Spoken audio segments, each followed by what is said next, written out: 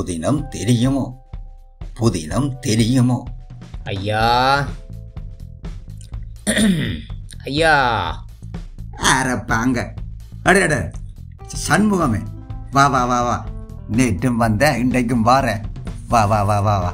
என்னடாப்பா பேப்பரில் புதினம் இன்றைக்கு? பேப்பர் எங்கேப்பா நான் பார்க்கறது? ஏன் அதில் வரைக்க ஒரு ஆள் பேப்பர் பார்த்துட்டு இருந்தேன். எட்டி அந்த தலையங்கத்தை பார்த்தேன். என்னடாப்பா அந்த தலைப்பு என்ன சொல்லுது? தலைப்பு என்ன சொல்லுது? பலாலி ரோட்டு ஏதோ திறக்க போகிறோன்னு சொல்கிறாங்க. எப்படா? ஏதோ இந்த உள்ளூராட்சி தேர்தல் வரப்போகுதாமன்னு சொல்லி ஏதோ சொல்லுறாங்க. விடுறேன்னு சொல்கிறாங்க. விட்டா போதுமே. ஐயா நீங்களும் உங்கால பலாலி பக்கம் தானே? ஓ மடாப்பா, எங்கட வளம் கொளிக்கிற இடங்களை விட்டு வந்து 35 வருஷத்துக்கு மேலாகுதடா. கடந்த நாடாளுமன்ற தேர்தலில் இந்த வசாவளான் அச்சுவேலி வீதியை திறந்து படம் காட்டிச்சினா அதோட ஜனங்களின் காணிகளையும் விடுவாங்கன்னு பார்த்தா ஒன்றும் நடக்கல. இந்த பலாலி வீதியை திறந்து உள்ளூராட்சி தேர்தலுக்கு இந்த வாக்குகளை அள்ளுற பிளான் தான் போல கிடக்கு. வீதிகளை திறந்தால் காணாதடா. மக்களின் காணிகளையும் விட வேண்டும் கண்டியே. விட்டாத்தான் எங்களும் ஜனத்துக்கு சந்தோஷமும் மகிழ்ச்சி. சரி சரி வந்தனே, புதினத்தையும் கேட்டுட்டு போ. சரியே? சரி சரி சரி.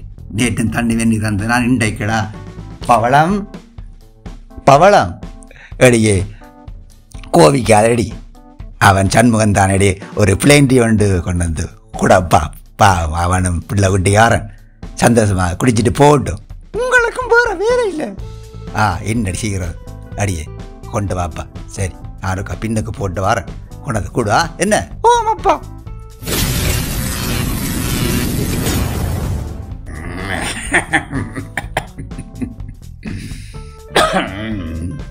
ஆவதும் பேஸ்புக்கால அழிவதும் பேஸ்புக்கால என்ற நிலைமைதான் இப்ப. ஒவ்வொருத்தரும் தங்களோட பிரச்சனைகளை சொல்லுறதுக்கும் அதுகளை தீர்க்கிறதுக்கும் பேஸ்புக் மாதிரியான சமூக வலைத்தளங்கள் இப்ப ஒவ்வொருத்தருக்கும் உதவியா இருக்கு.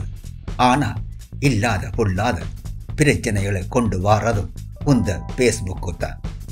அதிலையும் பேக் ஐடிகளை வச்சு கொண்டு சிலர் செய்கிற அக்கிரமங்களுக்கும் அளவில்லாமல் போட்டுது.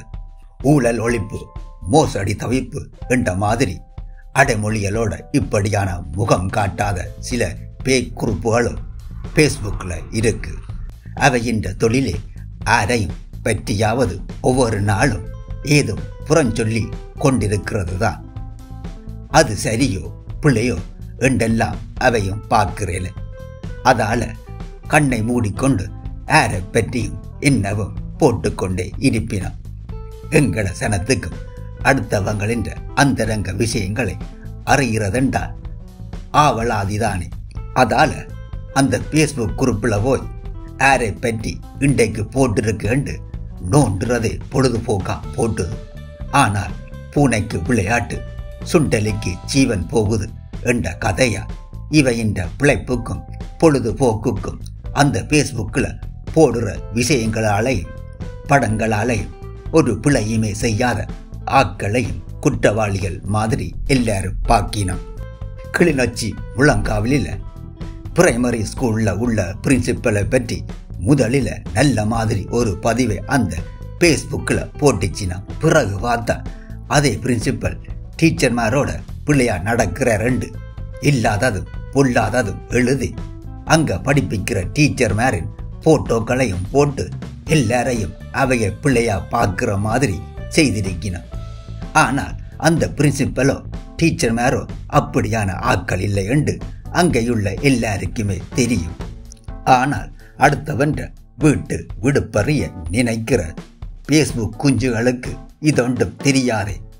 அதால பள்ளிக்கூட பிரின்சிபலுக்கும் டீச்சர்மாருக்கும் கடும் மன விளைச்சலா போட்டுது. இந்த நேரம் அதே பள்ளிக்கூடத்தில் படிப்பிக்கிற டீச்சர் ஒரு ஆளின் பேரில் இன்னொரு பேக் ஐடியை திறந்து அதிலையும் இப்படி பிள்ளையான பதிவுகளை உந்த கும்பல் போட்டிருக்கு. பிறகு ஒரு நாள் பிரின்சிபலுக்கு ஒரு பொம்பளை கோல் எடுத்திருக்கிறார். ஊழலை ஒழிக்கிற பேஸ்புக்கை நடத்துகிற ஆட்களில் நானும் ஒரு ஆள் வேண்டும். அந்த பிரின்சிபலை பற்றி பிள்ளையா வந்த பதிவுகளை 2 லட்சம் ரூபாய் தந்தால் அளிப்பம் என்றும் அவ சொல்லியிருக்கிறார். ஊழலை ஒழிப்பம் என்றிட்டு ஒரு ஆளை பற்றி பிள்ளையான பதிவை போட்டுட்டு பிறகு அதை நிப்பாட்டுறதுக்கு லட்சக்கணக்கில் காசு வாங்குறதுதான் பெரும் ஊழல். இதை பற்றி அந்த பிரின்சிபல் நடவடிக்கை எடுக்க சொல்லி முறைப்பாடு செய்யாத இடமில்லை. ஆனாலும் ஒன்றும் நடக்கலையாம். ஏன் இப்படி எல்லாரும் நடவடிக்கை எடுக்க பயப்படுகினோம் என்றும் அந்த பிரின்சிபலுக்கும் பள்ளிக்கூடக்காரரும் விளங்கல. இப்படி பேஸ்புக்கில் அவதூறு செய்கிறவையை கண்டுபிடிச்சு சட்டத்துக்கு முன்னால் நிப்பாட்டோணும் என்று அந்த பள்ளிக்கூடத்தில் படிக்கிற பிள்ளைகள் என்ற பெற்றோர் முந்த நாள் ஆர்ப்பாட்டமும் செய்திருக்கிறார். இதுக்கு பிறகாவது ஏதும் நடவடிக்கை எடுக்கப்படுதோ என்று பார்ப்போம். நன்றி. உதயன் வச்சி.